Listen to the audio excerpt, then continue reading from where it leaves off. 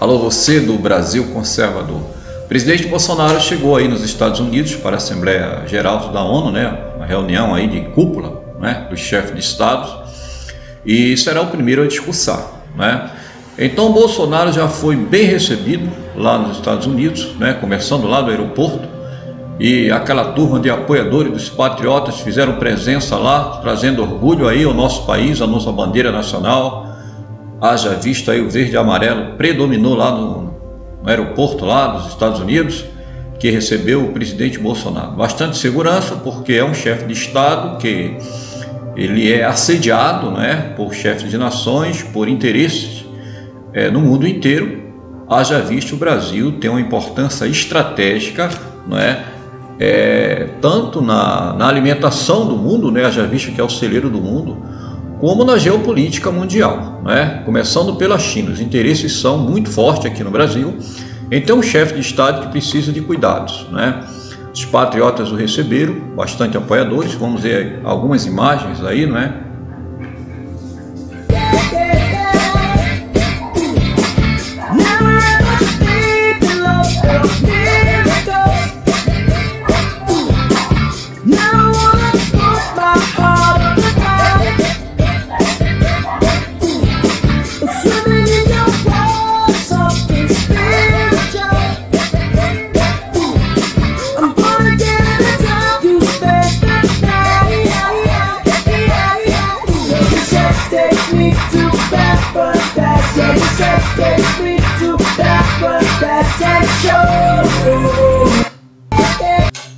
É isso aí, pessoal. Como vocês viram, né? O presidente Bolsonaro, ele é o mesmo, né? Aqui no Brasil, né? Quando chega aquela simpatia, já acenando para os patriotas que estão ali presentes e trazendo aquela boa imagem de um chefe de Estado num outro país. Isso é importantíssimo, né? Com certeza, de todos os chefes de Estado recebidos nos Estados Unidos, o presidente Bolsonaro foi, por excelência, aquele mais bem recebido, né? Agora, tinha alguns militontos, não é? Alguns militantes de esquerda lá, na faixa de 7, praticamente, foram contados ali pela equipe do Bolsonaro, tinha cerca de 7 manifestantes, e a mídia, uma imensidão de gente da grande mídia, né, esquerdista, que estavam lá para transformar aquelas imagens em um grande evento, né, como se o Bolsonaro fosse mal recebido, né, e desse uma má impressão lá nos Estados Unidos, por ocasião dessa reunião de cúpula lá na Assembleia Geral da ONU. Então vocês vão ver aí o pequeno grupo, né, barulhento, né, com carro de som, com certeza recebeu investimento, né, de veículos de comunicação para que fosse feita aquela manifestação para ser mostrada no mundo inteiro, mas que será desvendada essas imagens com a imagem dos patriotas, do apoio logo na chegada do Bolsonaro, assim como as demais imagens que posteriormente serão divulgadas nas redes sociais. Vamos ver aí os militontos aí de esquerda.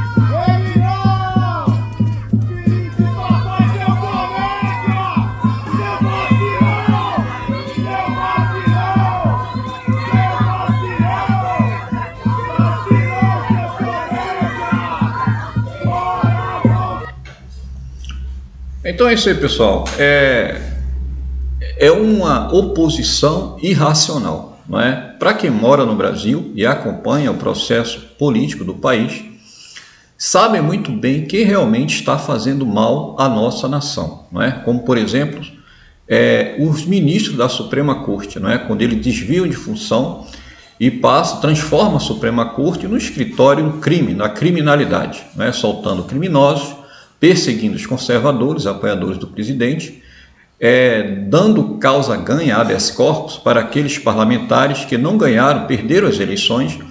E o Bolsonaro, quando apresenta um projeto através de sua equipe lá no Congresso, eles recorrem, judicializam, levam para o Supremo, e o Supremo automaticamente cede para eles, neutralizando o governo Bolsonaro.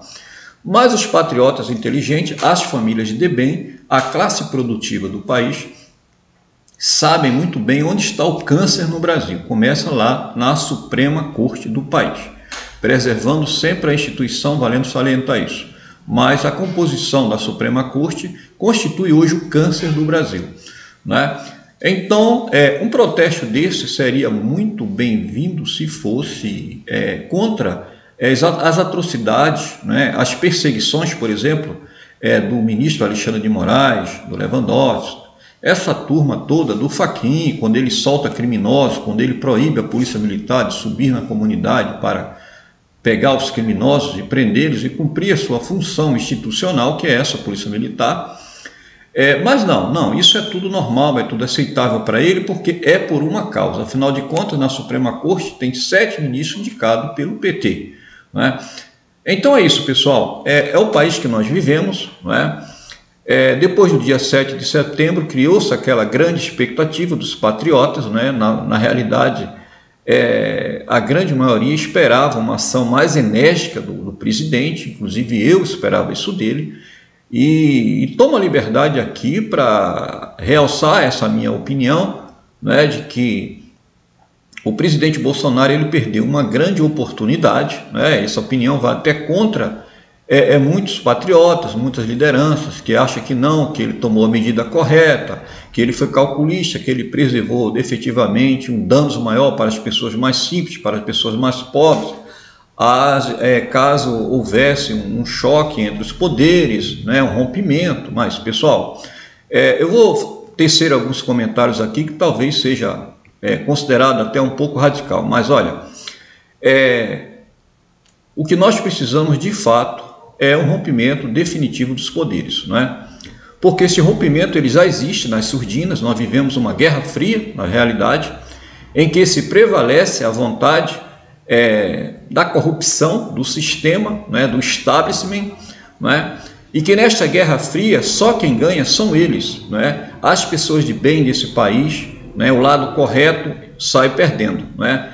Se houvesse um rompimento definitivo, ou seja, se o Bolsonaro tivesse tomado uma medida, como declarado no artigo 142, né, para a bem, né, da lei e da ordem, ou seja, manutenção da lei e da ordem, conforme está no artigo 142 da Constituição, né, ou talvez algo no sentido de um ato institucional, quem perderia com isso? Seriam as pessoas de bem desse país? Obviamente que não. Você vê a imagem dos anos 70, quando houve este rompimento, lá em 64, e logo em seguida, né, a administração dos militares, né, período chamado regime militar, você vê a imagem dos anos 70 que você vê as pessoas com segurança nas ruas, as pessoas nas praias, as pessoas trabalhando normalmente, né?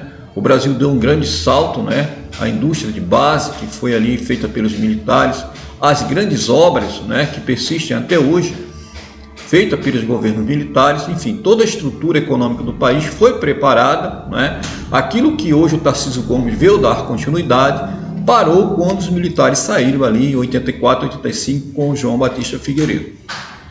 Então, quando rompe os poderes na circunstância atual, quem irá perder será a grande mídia, será, né, esses ministros da Suprema Corte que vêm atropelando a Constituição, que vêm legislando, se intrometendo no poder, né, engessando o presidente, atrapalhando a vida dos legisladores, uma vez eles se impõem, eles fazem chantagem com aqueles senadores e deputados que estão com dívida, né, tem rabo preso lá porque tem processo. Então é um jogo de chantagem que existe por parte da Suprema Corte, e então faz-se o jogo deles, prevalece o mal, né? Então eu particularmente torcia para que o Bolsonaro tomasse uma medida extrema, é o que nós precisamos no Brasil.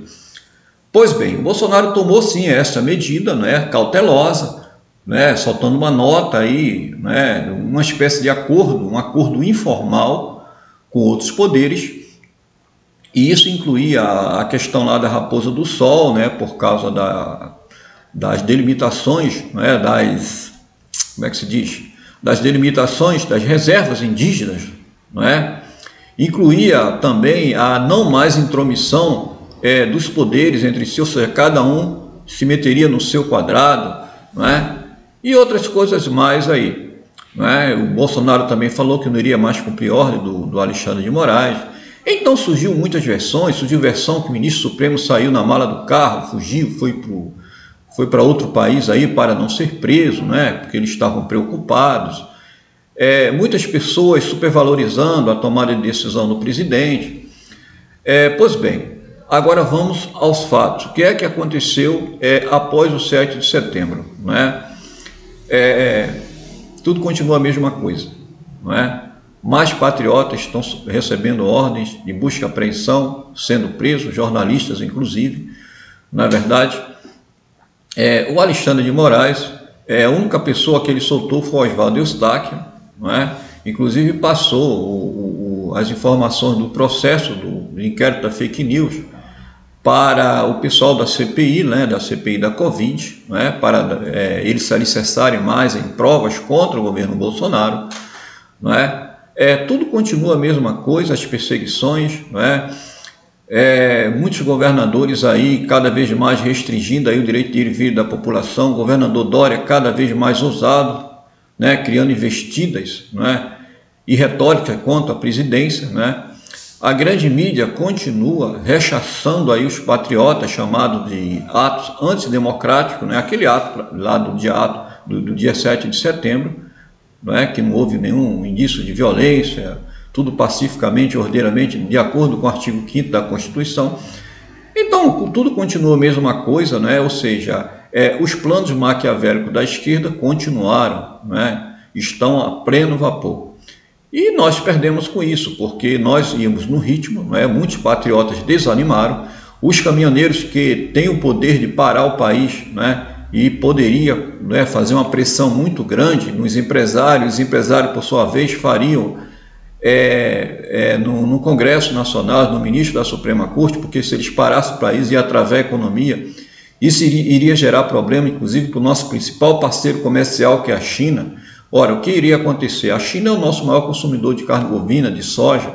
Imagina, os navios de soja param de chegar na China por causa da paralisação dos caminhoneiros aqui.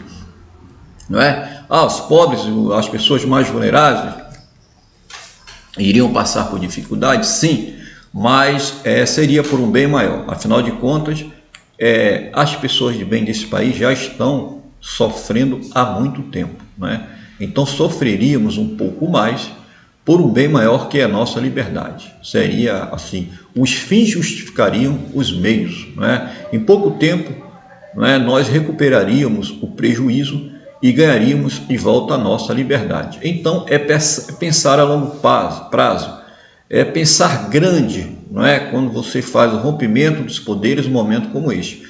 As pessoas de bem, os patriotas, esse o meu entendimento, não irão perder. Talvez perderão a curto prazo.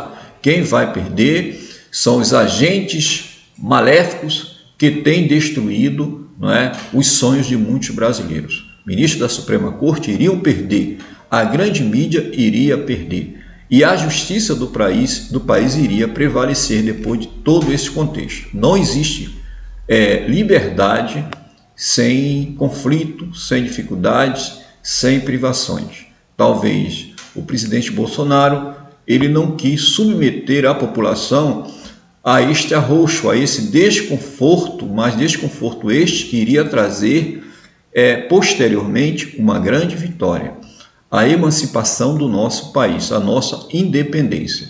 O nosso potencial natural iria dar condições para nós sermos pelo menos a terceira ou quarta potência do mundo. Isso mesmo. Mas para isso é necessário que haja uma espécie de revolução.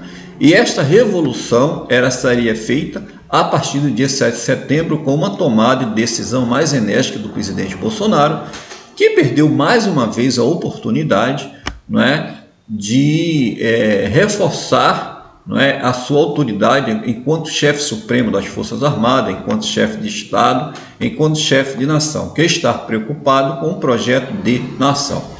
É isso aí, pessoal. Então vamos continuar apoiando o nosso presidente, né? E claro, ainda há oportunidade. De qualquer forma, o que podemos tirar de tudo isso? Ora, foi deixado mais um registro de que o presidente tentou negociar, tentou resolver pacificamente o problema do nosso país. E mais uma vez a esquerda, como sempre, não cumpre acordos. Eu tenho um entendimento de que com bandidos não se faz acordo. Nós estamos lidando com criminosos, com bandido, com crime organizado, crime instalado em cortes supremas, não é? Então, claro, eles nunca cumpriram um acordo, não cumpriram nem a Constituição. Por que é que vão cumprir um acordo feito na informalidade com um grande rival político que é o presidente da República? Rival para eles, porque eles são de esquerda, porque eles são do lado do mal, porque eles querem a preservação do establishment, onde eles ficam na boa e o povo fica na pior, e o país como um todo perde. É isso aí, pessoal. Um abração a todos. E tenho gravado pouco vídeo porque realmente tenho esperado fatos novos, né, vindo por parte do governo. Né? Sei que diariamente acontece alguma coisa na nossa política, e o mais recente aí, esse discurso é a grande expectativa até este momento, né? São 9h17 de terça-feira, né? E do dia 21 de setembro, e o Bolsonaro até agora não discursou ainda. Mas a grande expectativa para esse discurso do Bolsonaro, que como ele fez aquele primeiro discurso logo quando ele assumiu, ele vai colocar novamente cada um no seu quadrado. Existe uma grande expectativa para esse discurso do presidente Bolsonaro, não é? Nós sabemos que o Bolsonaro não tomou a vacina e disse que não ia tomar. E era protocolo lá da ONU para fazer o discurso, para participar desta assembleia, seria assim o cartão de vacinação em dia, ou seja, todos vacinados contra a Covid. Pelo que eu esteja sabendo, na informalidade, pelas redes sociais, Bolsonaro disse que não iria tomar, e aí quebraram o protocolo para que o Bolsonaro fizesse o seu discurso. Daí a importância, alguns colegas chamaram a atenção, a importância do discurso do Bolsonaro. Por que eles abriram mão da vacina para que o presidente Bolsonaro fizesse esse discurso? Por causa da importância estratégica do Brasil na geopolítica mundial. Então, claro, se o país é uma pérola na geopolítica mundial, existem muitas pessoas de olho no Brasil, não é? Afinal de contas, o Brasil é o celeiro do mundo. O Brasil tem maiores jazidas de minerais e a segunda maior economia do mundo. Se tomar o nosso país, como já está tomando pouco a pouco, o que irá acontecer? Eles irão dominar o mundo, porque eles terão tudo o que precisa para completar a sua superioridade em termos de alimentos, em termos de economia, porque o Brasil passa a ser, os minerais passam a ser deles, as nossas jazidas, as nossas terras, as nossas fontes de alimentos, porque eles não querem comprar do Brasil, eles querem comprar o Brasil. Pronto. Quem tem o Brasil hoje tem um domínio do mundo, tem um domínio do petróleo, tem um domínio do ferro, do manganês, enfim, do urânio, não é? Do grafite. É isso, ter um domínio da economia mundial. E certamente a China passará a ser a primeira economia do mundo caso tome o Brasil a partir de agora. Então, nada melhor do que neste momento as autoridades, os chefes de estados, os organismos internacionais escutarem como pensa, não é? Quais são os projetos, quais são as ideias do chefe de estado deste país chamado Brasil. Não é verdade? Não é à toa que o Tony Blair, né, o primeiro-ministro lá da Inglaterra, foi o primeiro a se encontrar com o Bolsonaro. Né? Eles tiveram um encontro, não é? Isso foi prévio já, vamos ver aqui na tela, o presidente Bolsonaro se reúne com o primeiro-ministro britânico, né? Johnson. Opa, tira o Tony Blair, desculpa aí pessoal, foi uma falha minha.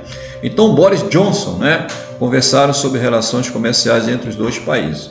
É isso, pessoal. Relações comerciais, isso é o quê? Riquezas, é negócio, é economia, é a nossa produção de café, de soja, de arroz, tudo isso que nós produzimos, né?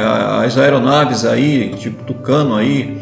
Então, o Brasil é a cereja do bolo desse discurso, desta reunião de cúpula, e que nós precisamos ficar de olho, ficar atento, porque a partir daí muitas decisões a nível internacional será tomado a partir de uma reunião como essa.